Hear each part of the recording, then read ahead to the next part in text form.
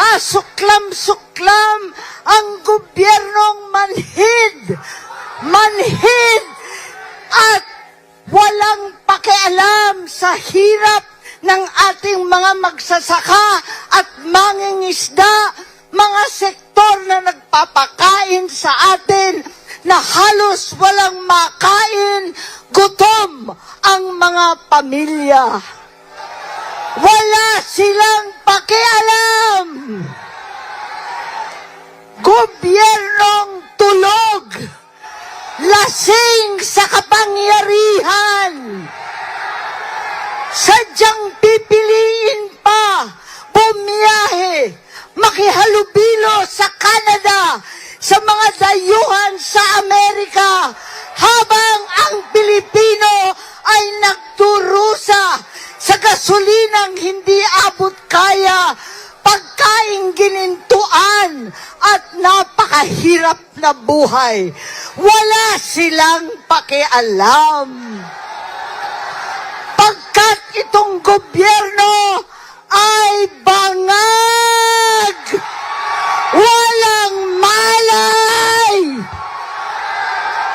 nagkukunwaring hindi nakikita ang 10 ton na ebidensya, ang 12-12 testigo, ang 18 higit pang mga Marines. Itong baha at flood control na lulunod sa atin lahat. Wala silang pakialam. Kaya marami po sa inyo naging kasama ko nung ating kabataan.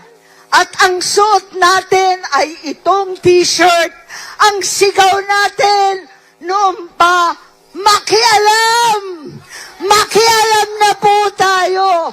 Makialam para sa kabataan, makialam para sa kinabukasan, makialam para maibalik ang katotohanan sa ating lipi. Panahon na maibalik ang katarungan, ang hustisya na hindi buktot at binabaluktot ang batas at saligang batas. Katarungan na pantay-pantay sa mahirap at mayaman. Katarungan na walang sino-sino, na walang pinipili na kaalyado o kalaban daw. Katarungan na naiiba ngayon para sa senador at sa mga pinsang buo. Katarungan para sa lahat ng Pilipino. We are one! We are one! We are one! We are one! Mabuhay ang ating mga kapatid! Mabuhay ang Pilipino! Maraming salamat sa inyong lahat.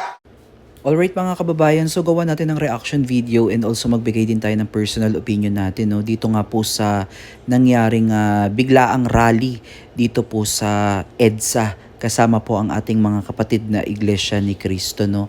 At kanina nga po mga kababayan ay nagpunta dyan itong kapatid ni President Bongbong Marcos na si Senadora Amy Marcos, no? At grabe, no? Napakaanghang ng mga binitawang salita ni Senator Amy Marcos laban sa gobyerno ng kanyang kapatid. At ito nga naman mga kababayan ay matagal na, no? Long overdue na, kumbaga overdue na itong hinihinging accountability, transparency ng ating mga kababayan, no? Hindi lang ang Iglesia ni Cristo, ha. Iba't ibang mga religious group at ordinaryong mamamayang Pilipino na humihingi talaga ng hustisya, no? Patungkol dito sa nangyaring malawakang pagnanakaw sa kaban ng bayan. At nakakalungkot mga kababayan na tila ang gobyerno ay nagbibingi-bingihan, no?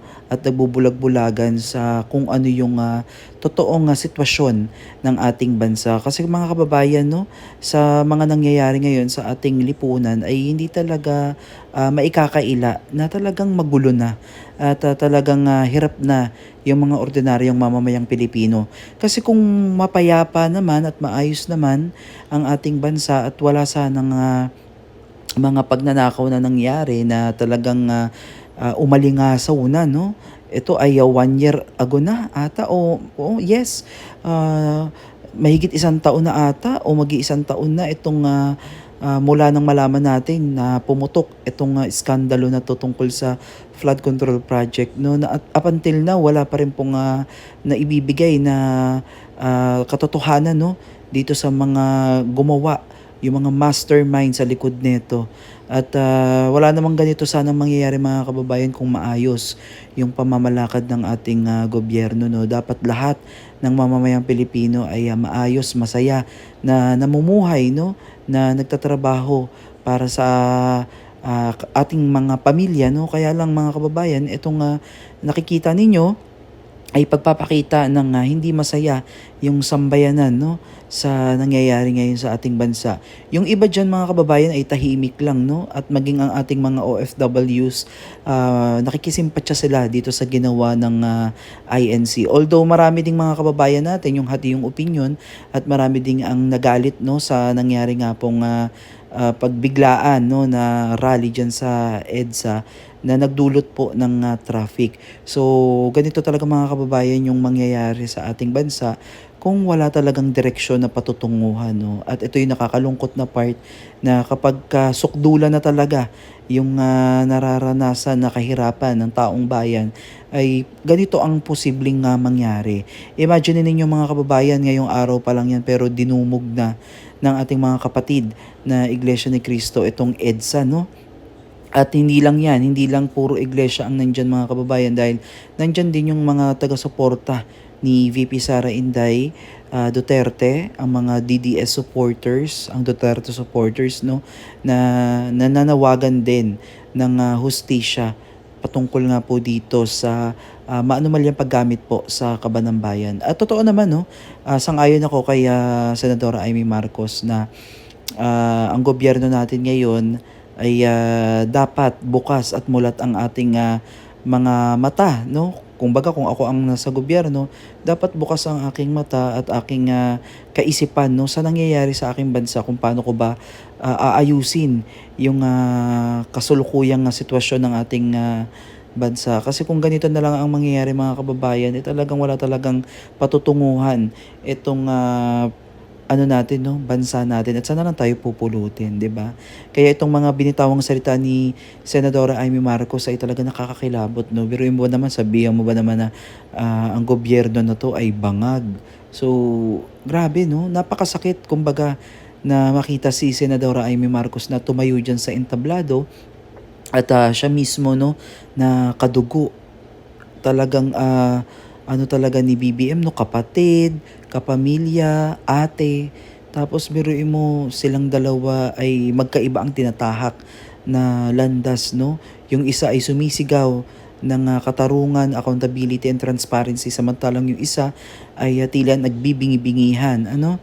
So kung ano man yung hidwaan nila personal, labas na tayo doon, pero itong nakikita ng publiko, yung nalalaman ng publiko, yung mga available na mga lumalabas na impormasyon dito sa mainstream media, sa social media, and also sa kanila mismo, no, na tagapagpahatid, tagapagsalita ng palasyo, ay talaga makikita mo talaga na parang wala na lang nangyari sa araw-araw kundi pambabatikos, puro politika na lang yung ating halos naririnig. Majority, no, ng napapakinggan natin, naririnig natin, pinifeed sa social media, sa mainstream media, ay puro na lang impeachment, puro na lang korupsyon, puro na lang utang, pagbagsak, pagtaas ng pangunahing bilihin. So, grabe na mga kababayan, no. Wala na talaga yung alam mo yun, yung sinumpaan nila nung sila ay kumakampanya na sila ay nandiyan nakahalili upang ibigay sa atin yung best of the best, no,